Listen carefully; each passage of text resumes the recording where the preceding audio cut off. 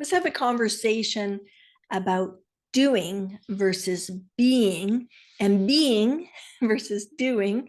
I'm Jen DeTracey, the founder of Lift Strategies, where we work with small business owners and leaders to help them discover missing opportunities for strategic growth through marketing strategy and coaching conversations through our Elevate coaching program. I want to share with you an experience that I had learning about this concept of doing versus being. I've studied under a woman named Peyton for many, many years, starting off with nonviolent communication skills, empathy work, and really looking at the neuroscience of the brain and the different circuits in the brain and all kinds of things. And in one of the classes, online classes through Peyton, she really brought to our attention this idea of how in life, often we're doing, but we're not really being. And to think about that, and it did get me thinking. And of course, the first thing I thought about, and I'm wondering about you as you hear me speak about this with you today, is who in my life is a doer, but isn't really good at being. And of course, the list was long. Okay, the parents, the siblings, the partner, the friends. It's funny, right? How we do that. We learn something. Do you ever notice this? You learn something new and you have this epiphany. Oh my goodness. And then you think about all the people that would benefit from learning this. And it's like, well, wait a sec. What about this person? What about this person learning about being versus doing? In my sort of tacky golf shirt today that I have put on for you. So I like to laugh about that because I know I can be that way in my own life. Oh, so-and-so would benefit from this, but it's like, wait a sec, like raise my own hand to this. And I have been trained in my life growing up to be a doer, not a beer. Anybody relate to that?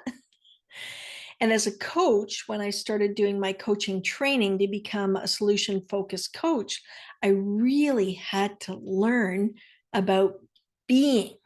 Because as a coach, when you're coaching a client and you're in that state of flow and listening, like deep listening, the key there is to not formulate the next question. It's just like letting it drop into your lap and show up.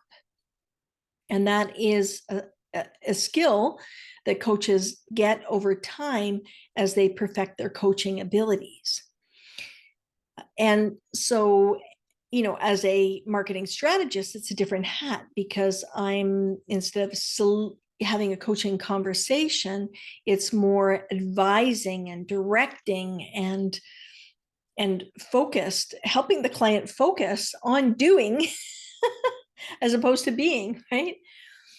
And so for me, I had to really think about that. Like, how can I show up more in my life in general as a person that is being?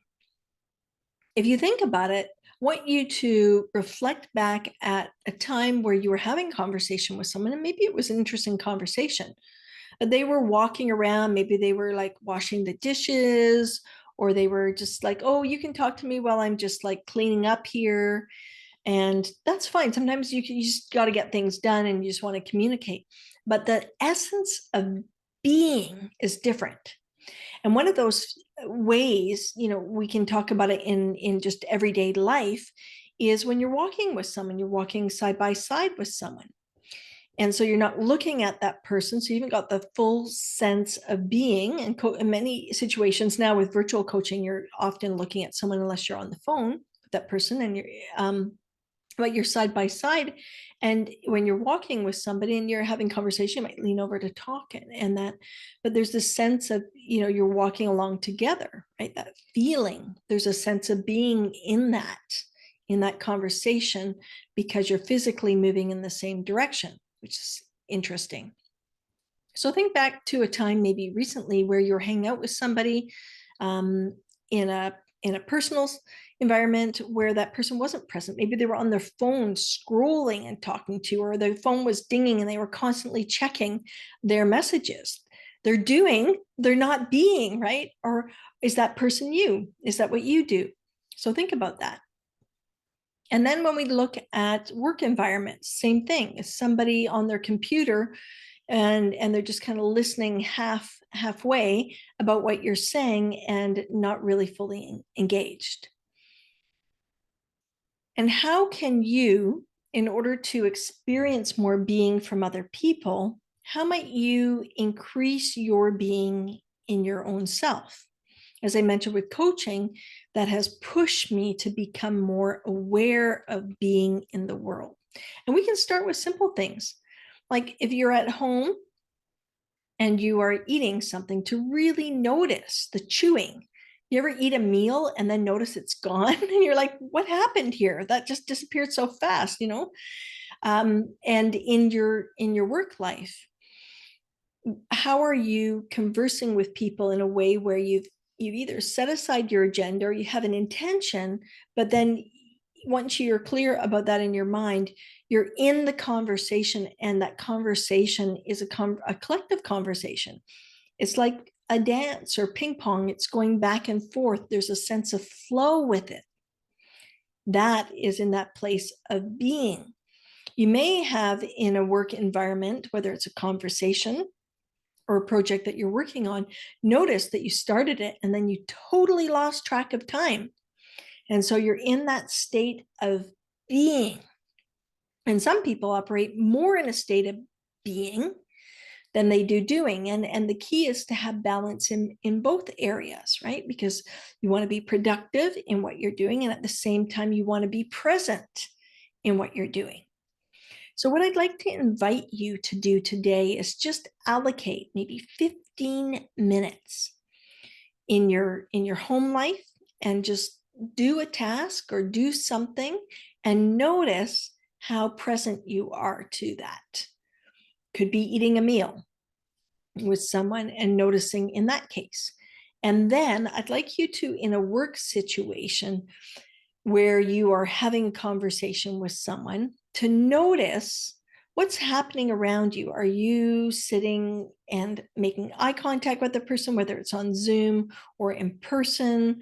Are you fiddling with something? Do you get distracted when you hear noises? Do you kind of step away mentally from that conversation? Are you able to be right there? This is something I'm working on even in my own personal life, because of course it feels good when you're with a partner or spouse to have moments where you really hear what they are saying and can have a conversation about that and be present. It really makes the relationship so much better.